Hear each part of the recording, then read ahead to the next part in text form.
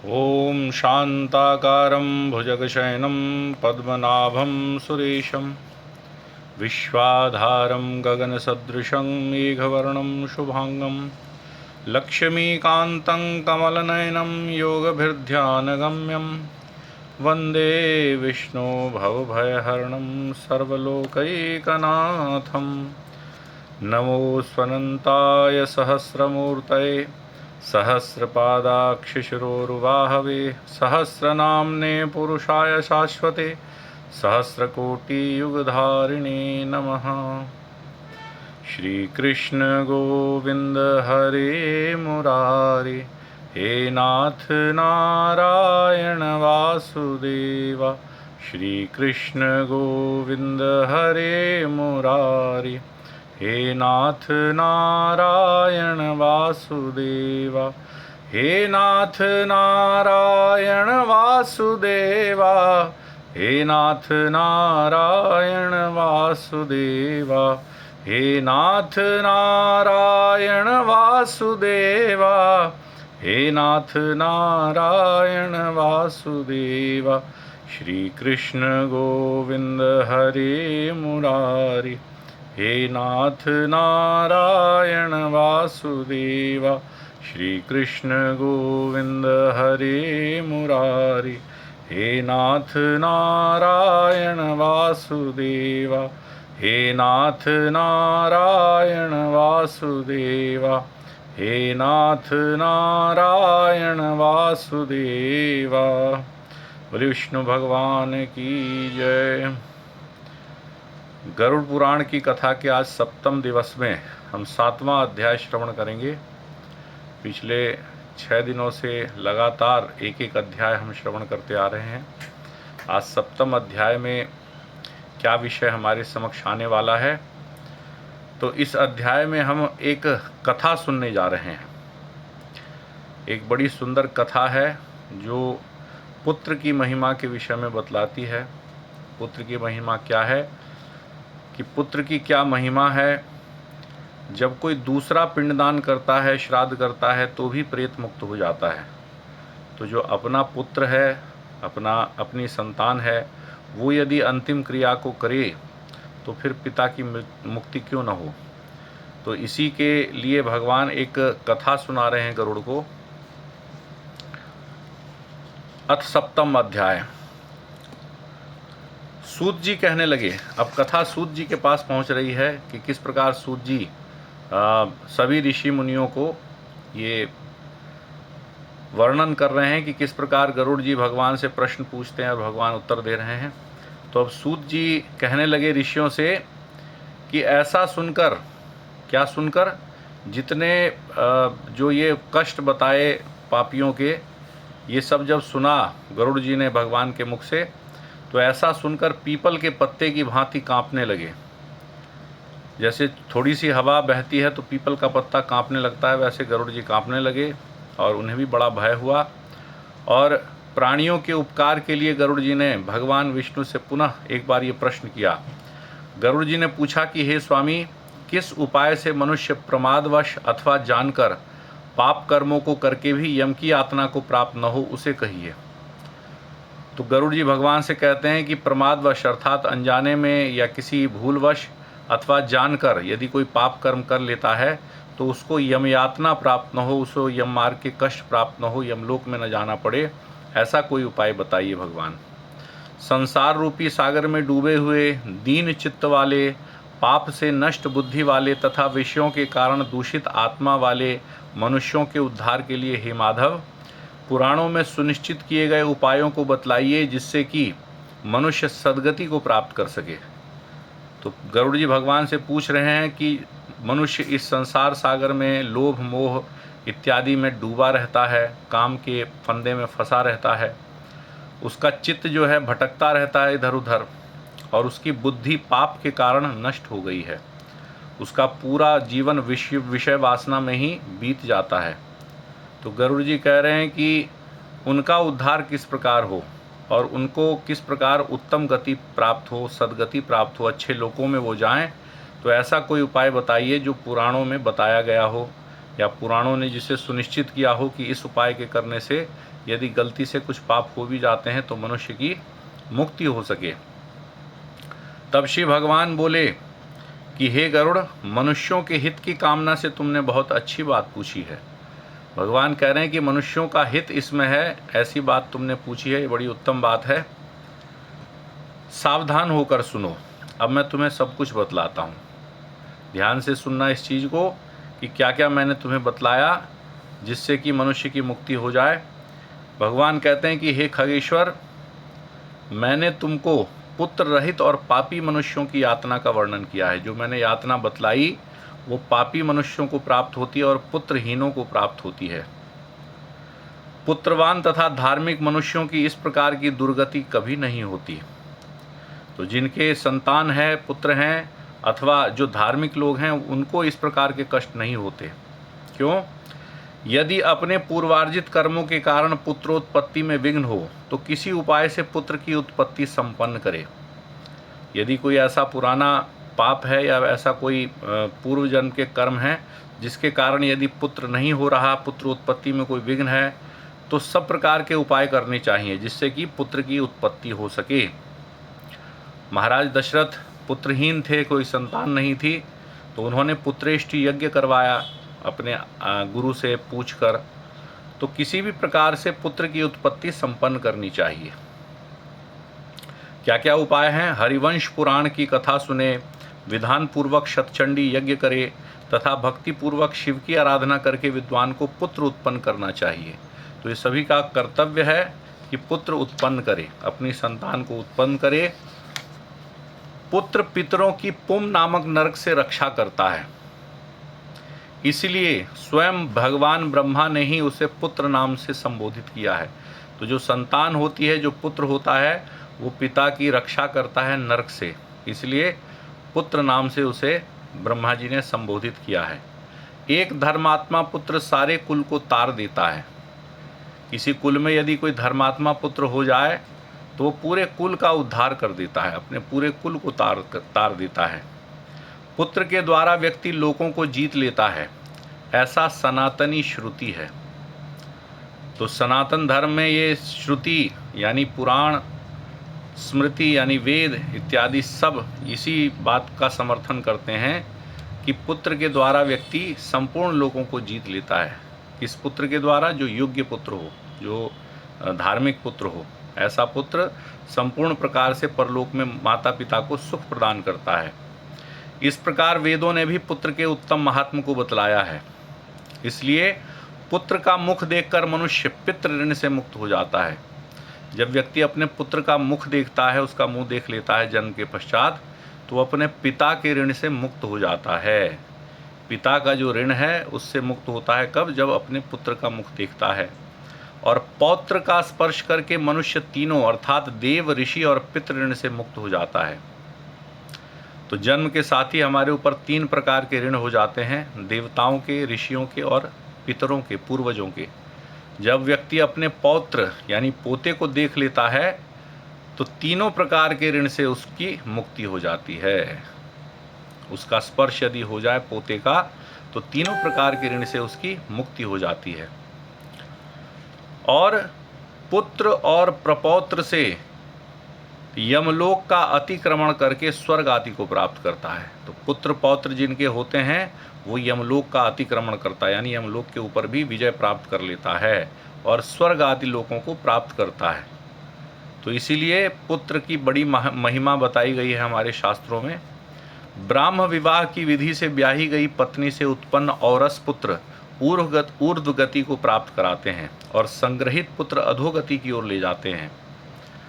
हे खगश्रेष्ठ, ऐसा जानकर के व्यक्ति हीन जाति की स्त्री से उत्पन्न पुत्रों को त्याग दे। तो औरस पुत्र किसको कहा जाता है? जिस पुरुष का विवाह ब्रह्म विवाह की विधि से जिनका विवाह हो और उस पति पत्नी से जो पुत्र उत्पन्न होते हैं उनको औरस पुत्र कहा जाता है। तो ऐसे ही औरस पुत्र उत्तम लोगों को प्राप्त करवाते हैं।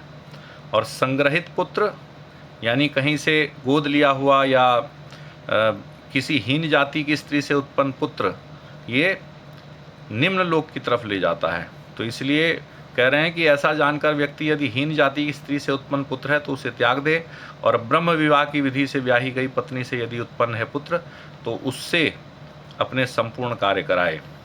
तो हमारे यहाँ 8 प्रकार के विवाह बताए गए हैं: ब्राह्म विवाह, दैव विवाह, आर्ष विवाह, प्रजापत्य विवाह, आसुरी विवाह, गंधर्व विवाह, राक्षसी विवाह और पैशाचिक विवाह। ये 8 प्रकार के विवाह हमारे यहाँ बताए गए हैं। तो सबसे उत्तम है ब्रह्म विवाह। जिस प्रकार माता पिता अपने पुत्र या पुत्री का विवाह किसी वर को खोजकर या कन्या को खोजकर करवाते हैं समाज के बीच में, तो उस विवाह को ब्रह्म विवाह कहा गया है। हे खग, सवर्ण पुरुषों से सवर्णा स्त्रियों में जो पुत्र उत्पन्न होते हैं वे औरस पुत्र कहे जाते हैं, और वे ही श्राद्ध प्रदान करके पितरों को स्वर्ग आदि प्राप्त कराने का कारण होते हैं। तो इस प्रकार के जो पुत्र हैं औरस पुत्र, वही श्राद्ध जब देते हैं तो पिता को स्वर्ग की प्राप्ति होती है। औरस पुत्र के द्वारा किए गए श्राद्ध से पिता को स्वर्ग प्राप्त होता है, इस विषय में मैं क्या कहूँ। जब दूसरे के द्वारा दिए गए श्राद्ध से भी प्रेत स्वर्ग को चला जाता है। तो भगवान कहते हैं कि हे गरुड़, अगर पुत्र श्राद्ध प्रदान करे तो ये बड़ी उत्तम बात है। भगवान कह रहे हैं जब कोई दूसरा भी श्राद्ध प्रदान कर देता है भावना के साथ तो उससे भी प्रेत की मुक्ति हो जाती है। तो पुत्र अगर यदि करे तो पिता की मुक्ति क्यों न हो। इस विषय में मैं एक प्राचीन इतिहास बतलाता हूँ जो और दैहिक दान के श्रेष्ठ महात्म को सूचित करता है। तो मैं तुम्हें एक कहानी सुनाता हूँ गरुड़, जो इस विषय के ऊपर और अधिक प्रकाश डालेगा, जो अंतिम क्रिया के श्रेष्ठ महात्म के विषय में बतलाएगा कि किस प्रकार यदि दूसरा भी श्राद्ध प्रदान करे तो प्रेत की मुक्ति हो जाती है।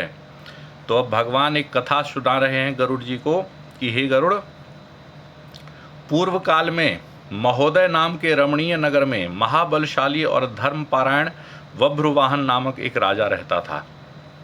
तो महोदय नाम की नगरी थी और बहुत ही बलशाली और धर्मपारायण राजा था, बहुत ही धार्मिक प्रवृत्ति का राजा था। वह यज्ञानुष्ठान पारायण, दानियों में श्रेष्ठ, लक्ष्मी से संपन्न, ब्राह्मणों का भक्त तथा साधु पुरुषों के प्रति अनुराग रखने वाला, शील एवं आचार आदि गुणों से युक्त, स्वजनों के प्रति अपनत्व और अन्य जनों के प्रति दया के भाव से संपन्न था। तो राजा जो था सब प्रकार से यज्ञ इत्यादि करवाता था, नाना प्रकार के दान देता था, सब प्रकार से उसके पास लक्ष्मी की कोई कमी नहीं थी। वह ब्राह्मणों का, साधुओं का बहुत बड़ा भक्त था, साधु पुरुषों के प्रति बड़ा उसके मन में आदर था और सब प्रकार से गुण उसके अंदर थे। क्षत्रिय धर्म पारायण वह राजा वभ्रुवाहन अपने पुत्र की भांति धर्मपूर्वक अपनी प्रजा का पालन करता था और दंड देने योग्य अपराधियों को दंड देता था। तो जो जो गुण एक राजा में होने चाहिए वो सब उस राजा में विद्यमान थे। सब प्रकार से उत्तम रीति से वो अपने प्रजा का पालन करता था अपने पुत्र की भांति, और जो अपराधी उसके दरबार में लाए जाते थे, जो अपराध करने वाले लोग हैं, उनको उचित दंड दिया करता था। वह महाबाहु किसी समय सेना के साथ मृगया के लिए नाना वृक्षों से युक्त एक घनघोर वन में प्रविष्ट हुआ। तो एक समय की बात है, वह महाबलशाली राजा एक बार शिकार खेलने के लिए अपने सहचरों के साथ, अपने सेना के साथ एक बहुत बड़े घनघोर वन में गया। उसकी इच्छा थी उस दिन शिकार खेलने की। तो पूर्व काल में राजाओं के मनोरंजन का यह साधन होता था, शिकार खेलना, नृत्य देखना, संगीत सुनना। तो वन में गया शिकार खेलने के लिए अपनी सेना के साथ। वह वन नाना प्रकार के मृगगणों अर्थात पशुओं से व्याप्त था, अनेक प्रकार के पक्षियों से निनादित था। वन में चारों तरफ नाना प्रकार के पशु थे और पक्षी चहचहा रहे थे उस वन में। उस समय राजा ने वन के मध्य में दूर से एक हिरन को देखा। उस हिरन को देखते ही राजा ने एक बहुत ही शक्तिशाली बाण निकाला और वह बाण उस मृग पर छोड़ दिया और वो बाण जाकर उस मृग के शरीर में लग गया। परंतु वह मृग उस बाण को लेकर भागा। उसके शरीर में यद्यपि बाण से बहुत गहरा घाव हो गया, लेकिन वो हिरन वहाँ से भाग गया। उसके रक्त से गीली हुई घास पर अंकित चिन्ह से राजा ने उसका पीछा किया। राजा ने देखा कि उसके शरीर से जो रक्त बहा है उससे घास पर निशान बन गए हैं और वो निशान देखते देखते राजा उसके पीछे पीछे चल दिया। तब उस मृग को ढूंढते हुए वह राजा किसी दूसरे वन में जा पहुंचा। पूरे जंगल में छान मारा लेकिन कहीं वो मृग मिला नहीं। ढूंढते ढूंढते किसी दूसरे वन में चला गया वो। भूख प्यास से सूखे हुए कंठ तथा परिश्रम के संताप से पीड़ित उस राजा ने एक जलाशय के समीप पहुंचकर घोड़े के साथ उसमें स्नान किया। एक बहुत बड़ा जलाशय उसने देखा। बड़ी उसे भूख और बड़ी प्यास लगी हुई थी। उसके कंठ सूख रहे थे और बड़ा शरीर उसका थक गया था। परंतु जब उसने एक बड़ा सुंदर तालाब देखा जिसमें कमल के पुष्प खिले हुए थे तथा बहुत ही उसका जल पवित्र था, सुगंधित था, वहाँ वह पहुँचा और उस घोड़े के साथ ही उस जल में उसने स्नान किया और उस शीतल जल का, उस ठंडे जल का उसने पान किया, वो पिया उसने। जब उसकी प्यास बुझ गई तो उस जलाशय से बाहर निकला राजा और उसके शरीर में कुछ श्रम रहित हो गया, अर्थात उसकी थकान थोड़ी कम हो गई। तो जब उसकी थकान कम हो गई तो वह बाहर आया तो उसने एक बहुत बड़ा बट वृक्ष देखा, बरगद का पेड़ देखा। इतना विशाल वो पेड़ था कि उसकी शाखाएं चारों ओर फैली हुई थी और उसकी छाया बड़ी मनोहर थी, बहुत शीतल छाया थी उसके नीचे। और उस वृक्ष के ऊपर नाना प्रकार के पक्षीगण बैठे हुए थे और नाना प्रकार से पक्षीगण वहाँ कूज रहे थे, यानी आवाज़ कर रहे थे। उस सुंदर वटवृक्ष को देखा उसने कि वो उस वन की पताका की भांति सुशोभित था। बड़ा सुंदर वह वटवृक्ष था। उसकी जड़ के पास जाकर राजा वहाँ बैठ गया और थोड़ी देर वहाँ सुस्ताने लगा। जब वो सुस्ता रहा था तो अचानक राजा ने देखा वहाँ एक बड़ा ही मैला कुचैला, भूख और प्यास से व्याकुल इंद्रियां जिसकी थीं, उसके केश ऊपर उठे हुए थे, ऐसा मलिन और कुबड़ा एक बहुत भयानक प्रेत देखा। उसके शरीर पर मांस नहीं था, केवल हड्डियां ही हड्डियां थीं। उसका रूप बड़ा भयानक था, बड़ा कुरूप था और बड़ा व्याकुल दिखता था वो। तो ऐसा भयानक एक प्रेत राजा ने वहाँ देखा। उस विकृत आकृति वाले भयावह प्रेत को देखकर बभ्रुवाहन विस्मित हो गया। राजा आश्चर्यचकित हो गया कि ये किस प्रकार का प्राणी है, कौन है ये। उस राजा को देखकर, जो इतना घना जंगल है उसमें किसी मनुष्य को देखकर वो प्रेत भी बड़ा आश्चर्यचकित हो गया। जैसे राजा आश्चर्यचकित था वैसे वो प्रेत भी बड़ा आश्चर्यचकित था कि आज इस जंगल में ये मनुष्य कहाँ से आ गया। बड़ा उत्सुक होकर वह प्रेत उसके समीप पहुंचा। उस राजा के नज़दीक जब गया तो उसकी हिम्मत नहीं हुई कि उसके पास जाकर वो उसका कुछ अहित कर सके। और जब उसके नज़दीक पहुंचा तो उस प्रेत को मन में बड़ी शांति प्राप्त हुई। बड़ा आश्चर्यचकित हो गया वो प्रेत।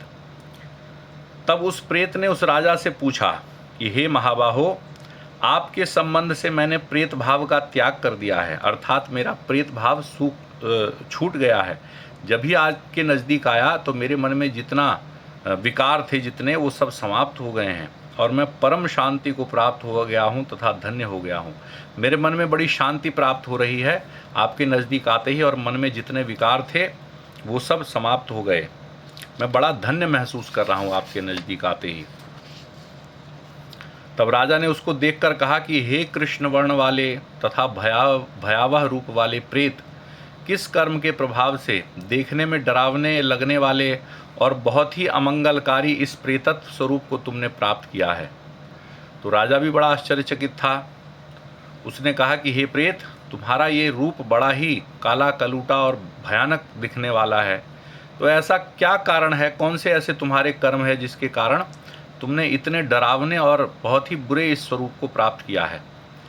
हे प्रेत, अपने प्रेतत्व की प्राप्ति का सारा कारण बतलाओ। तुम कौन हो और किस प्रकार तुम इस प्रेत रूपी शरीर में गए, ये सब मुझे बतलाओ। तब प्रेत ने कहा कि हे श्रेष्ठ राजन, मैं आरंभ से आपको सब कुछ बतलाता हूँ। मेरे प्रेतत्व का कारण सुनकर आप कृपा करके उसे दूर करने की दया कीजिए। तो प्रेत जो है आराम से बैठ गया और कहने लगा कि मैं शुरू से ही आपको सारी कहानी बतलाता हूँ राजन। जब मेरी कहानी आप सुने तो सुनकर ऐसे ही न चले जाएं, कृपा करके मेरे इस प्रेतत्व को दूर करने का भी उपाय करें। वैदिश नामक एक नगर था, तो अब प्रेत उसको अपनी कथा सुना रहा है कि मैं कैसे इस प्रेत योनि में आया। तो प्रेत ने कहा कि वैदिश नामक एक नगर था जो संपूर्ण प्रकार की संपत्तियों से समृद्ध, नाना जनपदों से व्याप्त और अनेक प्रकार के रत्नों से परिपूर्ण, धनिकों के भवनों तथा देव एवं राजप्रसादों से सुशोभित और अनेक प्रकार के धर्मानुष्ठानों से युक्त था। तो बताने लगा कि जब मैं पूर्व जन्म में जिस स्थान पर रहता था उस स्थान का नाम था वैदिश नामक नगर, और सभी प्रकार की संपत्तियां वहाँ थी, बड़े बड़े उत्तम भवन थे, धनिकों के भवन थे, राज सदन थे, राजमहल थे, और सब प्रकार से वह स्थान रत्नों से परिपूर्ण था। बहुत ही उत्तम स्थान था वहाँ, और नाना प्रकार के धर्मानुष्ठान भी उस स्थान पर होते थे। मैं वहाँ निरंतर रहता हुआ देव पूजन करता था। आपको विदित होना चाहिए कि मैं वैश्य जाति में उत्पन्न हुआ और मेरा नाम सुदेव था। तो उस जन्म में मेरा नाम सुदेव था और मैं वैश्य जाति में उत्पन्न हुआ था। तो नाना प्रकार के मैंने कर्म किए, अच्छे कर्म किए या बुरे कर्म किए, जो भी किए, बहुत सारे कर्म किए, और अपना जीवन मैंने बिताया। मैंने अनेक प्रकार के दान भी दिए और पूजा पाठ भी की, और भी बहुत से कर्म मैंने किए। परंतु वो प्रेत कहता है कि हे राजन, मेरा सारा सत्कर्म मेरे दुर्दैव से नष्ट हो गया। कैसे नष्ट हो गया? जिस कारण मेरा सुकृत निष्फल हुआ वह मैं आपको बतलाता हूँ। मुझे कोई संतान नहीं, मेरा कोई सुहृद नहीं, कोई बंधु बांधव नहीं, और न ही कोई ऐसा मित्र ही है जो मेरी अंतिम क्रिया करता और दैहिक क्रिया करता। तो प्रेत कह रहा है कि मेरा आगे पीछे कोई था ही नहीं, न कोई मित्र था, न कोई बंधु बांधव था, न ही कोई मेरा ऐसा व्यक्ति था जो अंत काल में थोड़ा दया करके मेरे निमित्त कुछ कर पाता। तो आगे पीछे कोई था ही नहीं, न मित्र, न बंधु बांधव, न कोई संतान थी। हे महाराज, मृत्यु के पश्चात जिस व्यक्ति के उद्देश्य से षोडश मासिक श्राद्ध नहीं दिए जाते, सैकड़ों श्राद्ध करने पर भी उसका प्रेतत्व सुस्थिर ही रहता है, अर्थात दूर नहीं होता। तो प्रेत कह रहा है कि हे महाराज, मृत्यु के पश्चात जिन व्यक्तियों के उद्देश्य से श्राद्ध नहीं किए जाते, वो कितना ही उसके निमित्त बाद में कर लिया जाए तो उनकी मुक्ति नहीं होती, उनका प्रेतत्व सुस्थिर हो जाता है। तो इसलिए हे महाराज, आप मेरा और दैहिक कृत्य करके मेरा उद्धार कीजिए, क्योंकि इस लोक में राजा सभी वर्णों का बंधु कहा जाता है। तो राजा से कह रहा है कि आप मेरा उद्धार कर दीजिए। तो राजा क्यों उसका उद्धार करे? वो कहता है कि इस लोक में राजा सभी वर्णों का बंधु कहा जाता है। तो जो राजा होता है, उस राज्य में जितने भी लोग हैं, जितने भी जीव हैं, उन सब का वो बंधु है, उन सब का वो रिश्तेदार है राजा। तो इसलिए आप मेरे भी रिश्तेदार हो गए, क्योंकि आपके राज्य में ही मैं प्रेत हूँ। तो इस प्रकार आपसे मेरा संबंध हो गया, तो आप मेरा उद्धार कीजिए। हे राजेंद्र, आप मेरा उद्धार कर दीजिए, मैं आपको मणिरत्न दूंगा। प्रेत कह रहा है कि अब उसे लगा कि क्या पता न करे, तो उसने कुछ लालच भी दिया राजा को। लालच क्या दिया? कि मैं आपको मणिरत्न दूंगा। एक मणिरत्न उसके पास थी, प्रेत के पास।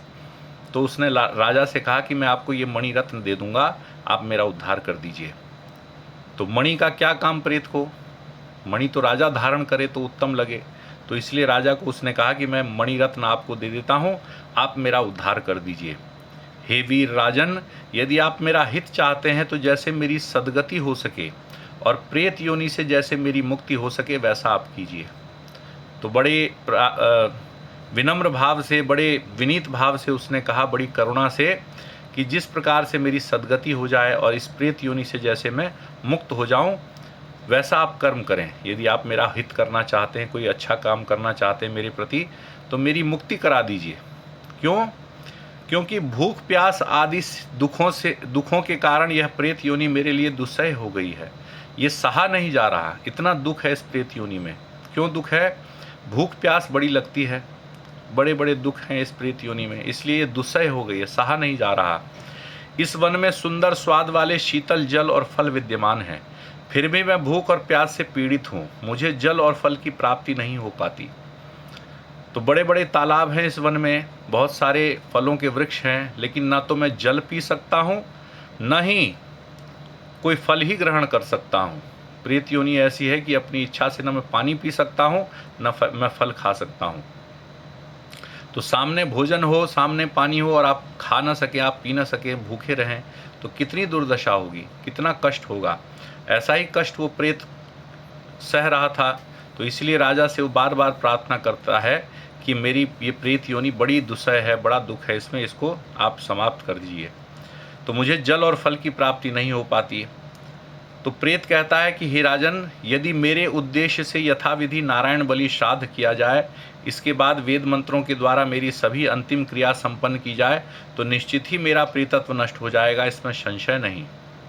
तो प्रेत कहता है कि हे राजन, यदि आप नारायण बलि श्राद्ध मेरे निमित्त करें तो मेरा ये प्रेतत्व नष्ट हो जाएगा, इसमें कोई संशय नहीं। मैंने सुना है कि वेद के मंत्र, तप, दान और सभी प्राणियों में दया, सतशास्त्रों का श्रवण, भगवान विष्णु की पूजा और सज्जनों की संगति, ये सब प्रेत योनि का विनाश करते हैं। तो ये सब चीज़ें जो हैं वो प्रेत योनि से छुटकारा दिलाते हैं। क्या? वेद के मंत्र, तपस्या करना, दान करना और प्राणियों पर दया करना, अच्छे अच्छे शास्त्रों का श्रवण करना, भगवान विष्णु की पूजा करना और संतों की, सज्जनों की संगति में रहना, उनके शरण में जाना, इन सब से प्रेत योनि समाप्त होती है। तो मैं आपकी शरण में आया हूँ, आप भी मेरे इस प्रेत योनि से मेरा उद्धार कर दीजिए। इसलिए मैं आपसे प्रेतत्व को नष्ट करने वाली विष्णु पूजा को बतलाता हूँ। अब प्रेत कहता है कि ये नारायण बलि श्राद्ध किस प्रकार की जाए, विष्णु पूजा कैसे की जाए, वो मैं आपको बतलाता हूँ। हे राजन, न्यायोपार्जित 2 स्वर्ण भार का सोना लेकर उससे नारायण की एक प्रतिमा बनवाई जाए। 32 मासा सोना 2 स्वर्ण भार कहा जाता है, लेकिन न्यायोपार्जित, उस सोने को खरीदने के लिए जो धन लगा हो वो न्यायोपार्जित हो, यानी अच्छे कार्यों से कमाया गया धन हो, पाप से कमाया गया, बुरे कार्यों से कमाया गया धन न हो। क्योंकि कहते हैं कि दान, पुण्य, यज्ञ इत्यादि व्यक्ति जो करता है, अगर उसका कमाया हुआ धन, जो जिस धन से वो कर रहा है, यदि पाप की कमाई है तो उसका फल उसको नहीं प्राप्त होता। तो इसलिए न्याय से उपार्जित, धर्म से कमाए हुए धन से 32 माह से भार का सोना लेकर उससे नारायण की एक प्रतिमा बनवाना। राजा से कहता है कि एक भगवान विष्णु की प्रतिमा स्वर्ण से बनवाना और उसे पवित्र विविध जलों से स्नान कराकर 2 पीले वस्त्रों से वेष्टित करके सभी अलंकारों से विभूषित कर अधिवासित करें। तदनंतर उसका पूजन कीजिएगा। उस प्रतिमा के पूर्व भाग में श्रीधर, दक्षिण में मधुसूदन, पश्चिम में वामन और उत्तर में गदाधर, मध्य में पितामह ब्रह्मा तथा महादेव शिव की स्थापना करके गंध पुष्पादि द्रव्यों द्वारा विधि विधान से अलग अलग उसका पूजन करना चाहिए। अर्थात वो जो भगवान विष्णु की प्रतिमा है, उनके अलग अलग दिशाओं में उस प्रतिमा के, भगवान के ही अलग अलग स्वरूपों का आवाहन और पूजन करना है। कहाँ कहाँ? पूर्व भाग में, यानी प्रतिमा के पूर्व भाग में भगवान श्रीधर की, उसके दक्षिण भाग में भगवान के मधुसूदन रूप की, पश्चिम में वामन रूप की, उत्तर में गदाधर रूप की, मध्य में भगवान ब्रह्मा की और भगवान शिव की भी स्थापना करनी चाहिए। और पुष्प, गंध इत्यादि से विधि पूर्वक सबका अलग अलग पूजन करना चाहिए। उसके बाद प्रदक्षिणा करके अग्नि में हवन करके देवताओं को तृप्त करना चाहिए। घृत अर्थात घी, दही तथा दूध से विश्व देवों को तृप्त करना चाहिए।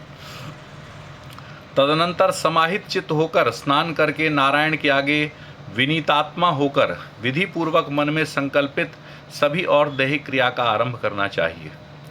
तो ये सब पूजन करके भगवान नारायण की, उसके बाद फिर से स्नान करके और भगवान विष्णु के आगे नतमस्तक होकर सब प्रकार के संकल्पित श्राद्धों को आरंभ करना चाहिए। नाना प्रकार से पिंडदान इत्यादि करना चाहिए। इसके बाद क्रोध और लोभ से रहित होकर शास्त्र विधि से सभी श्राद्धों को करके वृषोत्सर्ग भी करना चाहिए। तदनंतर ब्राह्मणों को 13 पददान करना चाहिए। पददान कहते हैं एक प्रकार से नाना प्रकार की वस्तुएं होती हैं जिसका दान किया जाता है। तो 13 ब्राह्मणों को पददान करना चाहिए। फिर शैया दान देकर प्रेत के लिए घट का दान करना चाहिए। तो जो पद होते हैं वो क्या क्या होते हैं? छत्र अर्थात छाता, उपानह अर्थात जूता, वस्त्र, मुद्रिका अर्थात अंगूठी, कमंडल, आसन, पंचपात्र, ये 7 वस्तुएं पद कही जाती हैं।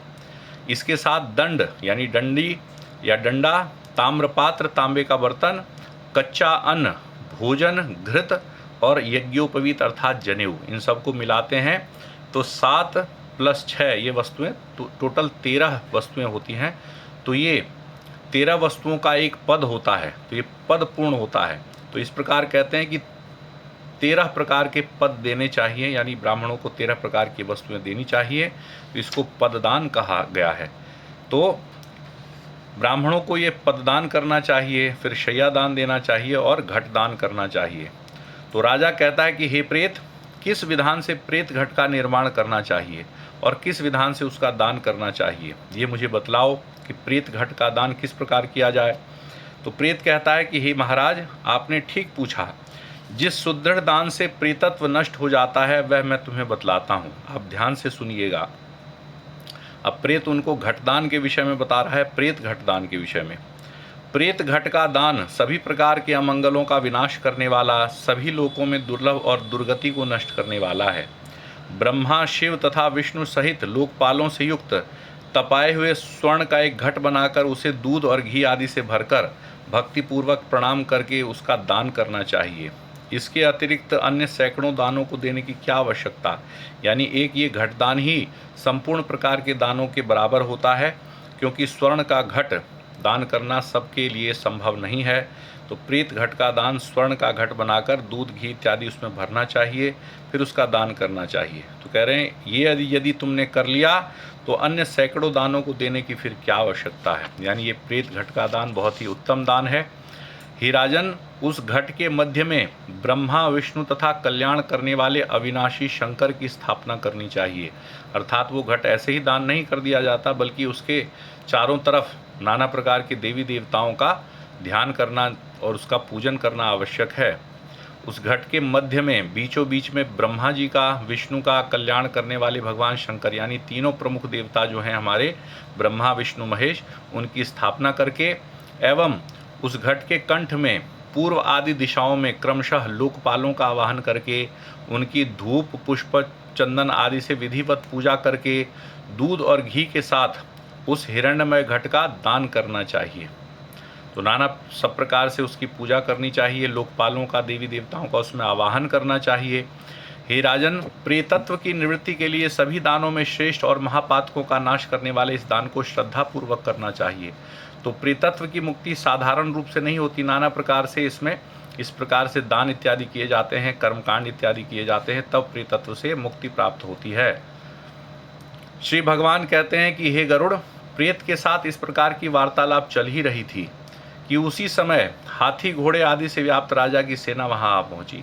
राजा को सेना ढूंढ ही रही थी, बड़ी देर हो गई, महाराज मिल नहीं रहे थे, चारों तरफ सेना उनको ढूंढ रही थी। तो सेना वहां पहुंच गई और उन्होंने राजा को देखा। तो नज़दीक जब आई उनकी सेना, तो सेना जब नज़दीक आने लगी तो उस राजा को उस प्रेत ने तुरंत वो महामणि दे दी और उन्हें प्रणाम किया, उनके हाथ जोड़े और उनसे हाथ जोड़कर अपने उद्धार के लिए कहने लगे कि मेरी अंतिम क्रिया आप अवश्य कीजिएगा महाराज।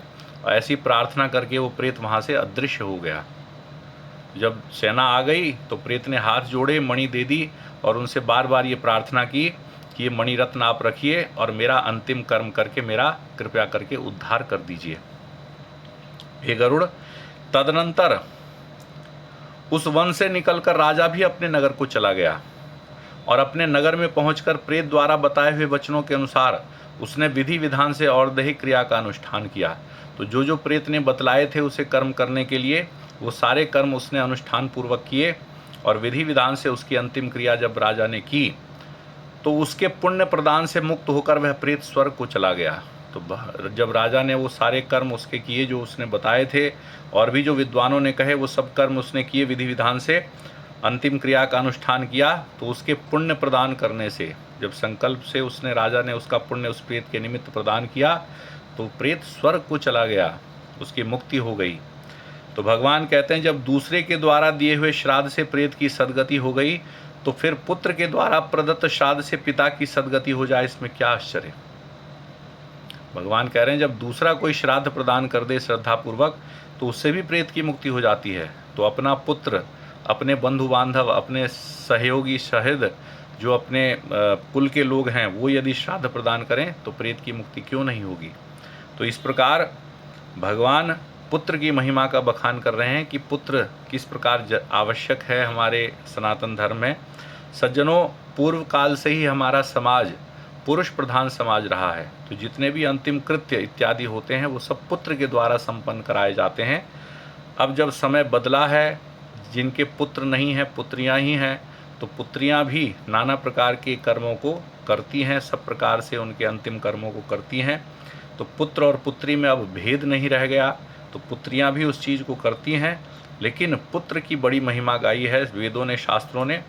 तो उस प्रकार से जब कोई दूसरा भी कर दे तो प्रेत की सद्गति हो जाती है। तो अंतिम कर्म अवश्य करना चाहिए। जब किसी की मृत्यु हो जाती है तो उनके अंतिम कर्म को करना अवश्य चाहिए, उसको छोड़ना नहीं चाहिए, नहीं तो मृतक की आत्मा प्रेत योनि में चली जाती है और बड़ा उसको कष्ट होता है। कहते हैं कि इस पुण्यप्रद इतिहास को जो सुनता और जो सुनाता है वे दोनों पापाचारों से युक्त होने पर भी प्रेतत्व को प्राप्त नहीं होते। यानी श्रद्धापूर्वक इस कहानी को जो सुन लेता है उसको प्रेत योनि में नहीं जाना पड़ता, जो सुनता है वो भी और जो सुनाता है वो भी। तो इस प्रकार से इस कथा को जो श्रद्धापूर्वक सुन ले उसकी भी प्रेत योनि से मुक्ति हो जाती है, अर्थात वो प्रेत योनि में जाता ही नहीं है मृत्यु के पश्चात। तो इस प्रकार से भगवान गरुड़ को बतला रहे हैं कि अंतिम क्रिया अवश्य करनी चाहिए। पुत्र का तो ये कर्तव्य है कि मृत्यु के पश्चात अपने माता पिता की अंतिम क्रिया अवश्य करनी चाहिए विधि विधान से। इस प्रकार गरुड़ पुराण के अंतर्गत वभ्रुवाहन प्रेत संस्कार नामक 7वां अध्याय पूर्ण हुआ। बोलिए विष्णु भगवान की जय। तो आप सब इसी प्रकार कथा का श्रवण करते रहें। कल की कथा बड़ी सुंदर है। कल की कथा में जीव की गर्भावस्था का दुख इसका वर्णन किया जाएगा कि जब कल की कथा में क्षमा करें, अंतिम काल में क्या क्या कर्म किए जाने चाहिए। जब कोई व्यक्ति मरने लगता है, उसकी अंतिम स्थिति जब आ जाती है तो उसके निमित्त क्या क्या कार्य किए जाने चाहिए उसके विषय में बतलाया गया है। तो कल हम उस अध्याय को सुनेंगे कि अंत काल में व्यक्ति को क्या क्या करना चाहिए। इसी प्रकार इस कथा को आप सुनते रहें। और ये कथा YouTube चैनल श्रद्धा साधना से समृद्धि नामक चैनल पर भी उपलब्ध है, वहाँ से भी आप इस कथा को सुन सकते हैं। एक एक करके सारे अध्याय वहाँ उपलब्ध हैं और प्रतिदिन एक एक अध्याय हम सुन रहे हैं। इसी प्रकार भगवान के चरणों का चिंतन, भगवान के इस गरुड़ पुराण का श्रवण करते रहें और भी अन्य वीडियो आपके समक्ष धीरे धीरे आते रहेंगे। आज के लिए बस इतना ही। आइए थोड़ी देर भगवान का ध्यान करें। श्री कृष्ण गोविंद हरे मुरारी, हे नाथ नारायण वासुदेवा। श्री कृष्ण गोविंद हरे मुरारी, हे नाथ नारायण वासुदेवा। हे नाथ नारायण वासुदेवा, हे नाथ नारायण वासुदेवा, हे नाथ नारायण वासुदेवा, हे नाथ नारायण वासुदेवा। श्री कृष्ण गोविंद हरे मुरारी, हे नाथ नारायण वासुदेवा। श्री कृष्ण गोविंद हरे मुरारी, हे नाथ नारायण वासुदेवा, हे नाथ नारायण वासुदेवा, हे नाथ नारायण वासुदेवा। बोलिए विष्णु भगवान की जय।